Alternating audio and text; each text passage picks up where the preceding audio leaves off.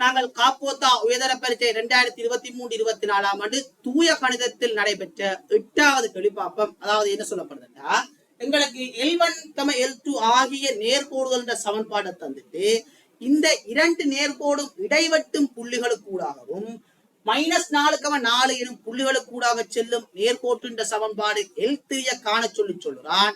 அதே போல இந்த L3 என்ற சமன்பாடானது L1க்கும் L2க்கும் இடையில் உள்ள ஒரு கோண இருகூறாக்கி என்றும் காட்ட சொல்லுறான். அப்ப கேள்வியை பார்த்தோன்னே உங்களுக்கு தெரியும், இது நேர்கோட்டுல வரப்பட்ட கேள்வி. வழமையாகவே பாஸ் பேப்பர்ல 8வது கேள்வியானது நேர்கோட்டுலான் வரும். அதுவும் இது இலவான கேள்வியாக கேட்கப்பட்டிருக்கு. அதுவும் கேள்வியை பார்த்தோன்னே உங்களுக்கு தெரியும், தியரியை அண்மித்து கேட்கப்பட்டிருக்கு. என்ன, அதாவது L1, L2 ஆகிய இரு நேர்கோடுகளை தந்துட்டு இவர்கள் இருவரும் இடைவெட்டும் புள்ளிகளுக்கூடாக வரையப்படும் சமன்பாடு எங்களுக்கு நோமலாவே காண தெரியும். என்னோட காணுவீங்கள், L1 + λ மடங்கு L2 ஆல் தரப்படும் அந்த நேர்கோட்டுல போய் இந்த ஆர் இருக்கிற -4,4 ஆகிய புள்ளி இருக்கிற அந்த இருக்கக்கூடியவாறு இருக்கும் போது லம்டாவை காணுவீங்கள். அந்த லம்டாண்ட பெருமானத்தை கொண்டு கண்டீங்களா எங்களுக்கு யார் வருவ L3 என்ற சமன்பாடு புறப்படும். அப்ப நீங்க என்ன செய்யலாம், L1, L2 ஆகிய நேர்கோடுகள் இடைவெட்டும் புள்ளிகளின் ஊடாக செல்லும் பொது சமன்பாடு காணலாம். L1, L2 ஆகிய நேர்கோடுகள் இடைவெட்டும் புள்ளிகளின் ஊடாக செல்லும் பொது சமன்பாடு என்று எழுதுவீங்கள். அவர் என்ன தரப்படுவ, L1 + λ மடங்கு L2 0 இருப்ப. அப்ப நாங்கள் ஒரு எழுதுவோம். அப்ப என்ன L1க்கு பதிலாக போடுவீங்க 10y - x - 10. அதே போல λ மடங்கு L2க்கு பதிலாக என்ன செய்யலாம், y + 10x - 6 போடுவீங்கள். 0 அப்ப அதற்கூடாக செல்கின்ற பொது சமன்பாட்டுல போய் அந்த பொது சமன்பாட்டுல யார் இருக்கிறாரா, -4,4 ஆகிய புள்ளி இருக்கிறார். அவ்வாறு இருக்கப்படும் போது L3 பெறப்படும் சொல்றான். அப்ப என்ன செய்யலாம், இதுல போய் -4,4 ஆகிய புள்ளியை போடுவீங்கள். இதுல நீங்க கவனமா பார்க்க வேண்டியது, இந்த சமன்பாடு எழுதிக்க இங்கால 0 இருக்கிற மட்டும் கொண்டு வரணும். அப்புறம் இங்கால தந்துட்டாங்க 5 வந்து இருந்தாருடா, நீங்க இவரையும் அங்கால பக்கம் கொண்டு வந்து 0 இருக்கிற மட்டும் கருதான் போட வேண்டும். அது முக்கியமான ஒரு ஆளா இருப்பேன். அதே போல இங்க முன்னுக்கு வைய தந்திருக்கிறான். அப்ப நீங்க என்ன செய்யணும், வையால் உறப்படும். அதுல மிக கவனமாக இருக்கணும். அதுல போட்டு என்ன இருக்க, அதாவது 8 இருக்க. அதே போல இங்கால பக்கம் பாக்க -4 எனவே +4 -10 இருக்க. அதே போல லம்டா மடங்கு வைக்கு பதிலா 4 தரப்பட்டிருக்கு. அதே போல எக்ஸுக்கு பதிலா -4 போட்டீங்கன்னா -8 - 6 இருக்க. 0 இருக்க.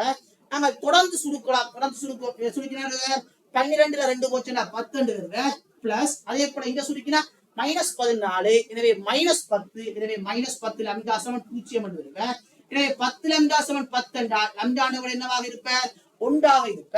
அப்ப உங்களுக்கு வடிவா தெரியும் என்ன, L1, L2 ஆகிய இரு நேர்கோடுகளும் இடைவெட்டும் பொது சமன்பாடானது -4,4 ஆகிய புள்ளிகளுக்கூடாக செல்லப்படும் போது L3 புறப்படுகிறது. எனவே L3 இந்த சமன்பாடு என்று காணுவீங்கள். இந்த லம்டா சமம் உண்டை கொண்டு வந்து இதுல போட்டீங்களா, அப்பதான் என்ன புறப்படும், L3 புறப்படும். 2y - x அதே போல -10 அதே போல லம்டாக்கு போல உண்டை போட்டீங்கன்னா என்ன இருக்க, அதே போல y + 10x - 6 0 இருக்க. அப்ப நாங்க தொடர்ந்து சுருக்குவோம். தொடர்ந்து சுருக்கினா போகுது. அதே போல 3y இருக்க. இவரை சுருக்கிறீங்கன்னா +6 இருக்க. இவரை சுருக்கிறீங்கன்னா -8 இருக்க. அப்ப இவர் எவ்வாறு இருக்க போற, L3 சமன்பாடாக இருக்கும் என்று தெரியும். அவன் முதலாவது L3 தான் காண சொல்லி விட்டவன். அப்ப நாங்க என்ன செஞ்சோம், L3 கண்டுட்டோம்.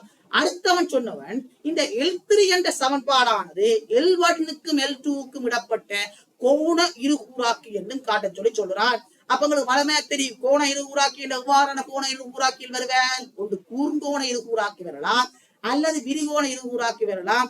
அப்ப அன்னளவா நாங்கள் ஒரு படத்தை வச்சு கதைச்சா கொஞ்சம் இலகுவாக விளங்கிக் கொள்ளலாம். அதாவது உதாரணத்துக்கு இவர் L1 என்று வைக்கிறேன், இவர் L2 என்று வைக்கிறேன். ஏதோ ஒரு புள்ளியில இடவெட்டு வினம் அவையில் இடவற்ற புள்ளி கூடாகவும் அதே போல -4,4 ஆகிய புள்ளி கூடாகவும் செல்ல நேர்கோடு தான் என்ன வந்தது, L3 என்று வந்தது. எனவே இவர் L3 என்று வைக்கிறேன், இவர் நான் L1 என்று வைக்கிறேன். அதே போல இவர் என்ன வருவேன், L2 என்று வைக்கிறேன். இப்ப என்ன சொன்னவன்டா, இந்த L3 என்ற சமன்பாடானது L1க்கும் L2க்கும் இடப்பட்ட கோண இருகூறாக்கி எழுதுகிறான். அப்ப இவரும் சமனான எழுதுகிறான். அப்ப வேணுமான என்ன வரலாம், இதே போல என்ன ஒரு சமன்பாடும் பெறலாம். அப்ப எங்களுக்கு ஒன்று கூர்கோண இருகூறாக்கியாக வருவேன், ஒன்று விரிகோண இருகூறாக்கியாக வருவேன். அவரை நாங்க செய்து பார்ப்போம். யார் வருகிறாரோ அவராக இருப்பேன். அப்ப நாங்க என்ன செய்யலாம், L1, L2 ஆகியவற்றுக்கு இடையிலான கோண இருகூறாக்கிய சமன்பாடை காணுவோம். கண்டுகொண்டு வரைக்கும் எங்களுக்கு L3 கணக்காரமுறால் வந்தாருண்டா நாங்க அவர் சொன்னதை சரி என்ற மாதிரி ஏற்றுக்கொள்ளலாம். அப்ப நீங்க அடுத்த செய்யணும், அதாவது கோண இருகூறாக்கியின் சமன்பாடு. கோண இருகூறாக்கியின் சமன்பாடு என்ன செய்யப்படுது, அதாவது கோண இருகூறாக்கியின் சமன்பாடு உங்களுக்கு நோமலாவே காண தெரியும் என்று காணுவீங்கள். அதாவது மட்டுக்குள்ள என்ன செய்வீங்க, ரெண்டு சமன்பாட்டுல போய் பாப்பீங்களா, L1 சமன்பாடுங்க மட்டுக்குள்ள இந்த சமன்பாடு என்ன வருவேன் 2y, அதே போல -x-10 வருவேன். அதே போல கீழே என்ன வருவேன், அதே போல கீழே வர்க்க மூலத்துக்குள்ள y ஆல் உருண்ட வர்க்கம் பிளஸ் x ஆல் உருண்ட வர்க்கமாக இருப்பேன். எனவே சுருக்கின என்ன வருவேன், y ஆல் உருண்ட வர்க்கம் 4ஆக வரும், x ஆல் உருண்ட வர்க்கம் 1ஆக வரும். இவர் யாருக்கு சமப்படுத்த வேண்டும், அங்காள பக்கம் இருக்கக்கூடிய எங்களுக்கு மற்ற கோண இருகூறாக்கி சமப்படுத்த வேண்டும், L2க்கு சமப்படுத்த வேண்டும். அதை நீங்க என்ன செய்வீங்க, மட்டுக்குள்ள அதே மாதிரி எழுதுவீங்க y plus 10x, அதே போல -6 போடுவீங்க. கீழே வர்க்க மூலத்துக்குள்ள y ஆல் உருண்ட வர்க்கம் 1 வருவேன், அதே போல x ஆல் உருண்ட வர்க்கம் 4 வருவேன். அப்ப நாங்க தொடர்ந்து சுருக்குவோம்.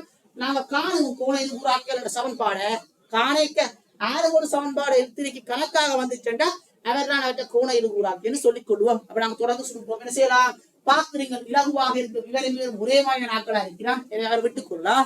ரெண்டு பக்கமும் மட்டு இருக்குது.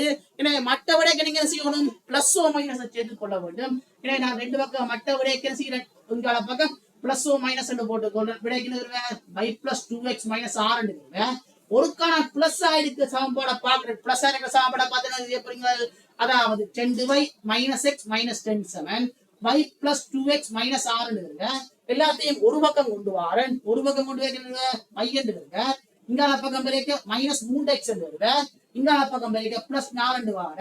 இந்த சமன்பாடும் அந்த சமன்பாடும் ஒரே மாதிரி இருக்கிறாரோ, ஒரே மாதிரி இல்ல. அப்ப பெரும்பாலான மைனஸா இருக்க வரக்கான சந்தர்ப்பம் கூடவாக இருக்குது. அப்ப என்ன செய்யலாம், மைனஸ் எடுக்கிறத பாக்குறேன். மைனஸா எடுக்க வர்றாரோ அவன் என்ன செய்வீங்க, மைனஸா இருக்க அதே மாதிரி 10y -x -10 ஆக இருக்க ஃபுல்லா மைனஸ் ஆக இருக்கா, -y -10x +6 ஆக இருப்ப. இவர் இங்கால பக்கம் வந்தா 3y, இவர் இங்கால வரைக்கும் +x ஆக வருவார். அதே போல -8 7 பூஜ்ஜியமாக வருவார். அப்ப கணக்கா பாக்குறேன், கிட்டத்தட்ட வர்ற மாதிரி இருக்கிற. ஓ கணக்கா வார அப்ப வரல. அப்ப செய்ய போது நாங்க கோண இருகூறாக்கி இந்த சமன்பாடை காணிக்க எங்களுக்கு ஒரு ஆள் வார. அப்ப வந்த அப்புறம் நாங்க வளமை என்ன செய்வோம், இவர் ஒரு விரிகூட இருகூறாக்கியோ அல்லது கூர்கோண இருகூறாக்கியோ கொண்டு காணுவோம். ஆனா அவன் அதுல ஸ்பெசிபிக்கதா கேட்டவனும் அவன் அப்படி கேட்கல. அவன் கேள்வியில வடிவ வாசிச்சு பாத்தீங்கன்னா தெரியும், L3 ஆனது L1க்கும் L2க்கும் இடையில் உள்ள கோண இருகூறாக்கி என்று காட்ட சொன்னவன் எங்களுக்கு பார்த்த உடனே தெரியும் ரெண்டும் இருகூறாக்கியா தான் இருக்கிறோம். ஆரோரா கோண இருகூறாக்கியில கூர்கோணமா வருவ அல்லது விரிகோணமா வருவ, எங்களுக்கு அதை பற்றியே கலைக்கலாம். கூர்கோணமோ விரிகோணமோ கேட்ட கேள்வியில ஆரோரால் வருக. அப்ப நாங்க என்ன சொல்லலாம், கணக்கா நாங்க கண்டதே வார. எனவே நாங்க என்ன சொல்லிக் கொள்ளலாம், அதாவது எங்களுடைய L3 ஆனது L1 L2 இன் கோண இருகூறாக்கியாக, L1 L2 கோண இருகூறாக்கியாக கொண்டு போட்டீங்கன்னா சரி. இது ஒரு பாட்டை கருதி கிட்டத்தட்ட ஒரு 4.5 நிமிஷத்துல செய்ய வேண்டி வர வேண்டும். எனவே 4.5 நிமிஷத்துல செய்ய கொஞ்சம் வெயிட்டா இருக்கு. கேட்டாங்க அங்க நாங்க என்ன ஒரு கோணம் காண வேண்டியது 45 பாக உள்ளுக்கு வந்தாத்தான் அவர் கூர்கோண இருகூறாக்கி என்று வருவார். அதே போல 45 பாக்க மேல வந்துச்சுட்டா விரிகோண இருகூறாக்கி என்று வருவார். எனவே அதுக்கு என்ன செய்யறான், அவன் அதை பற்றி போகாம அவரானது அவருடைய கோண இருகூறாக்கி என்று மட்டும் காட்டினா சரி சொல்றான். எனவே நீங்க அவ்வளவு விட்டீங்கன்னாவே இந்த கேள்விக்கு விஷயம் முடிஞ்சு. எனவே கேட்கப்பட்ட 8வது கேள்விக்கு இவர்தான் விடையாக இருப்பார். அடுத்த நாங்கள் 9வது கேள்வி பார்ப்போம்.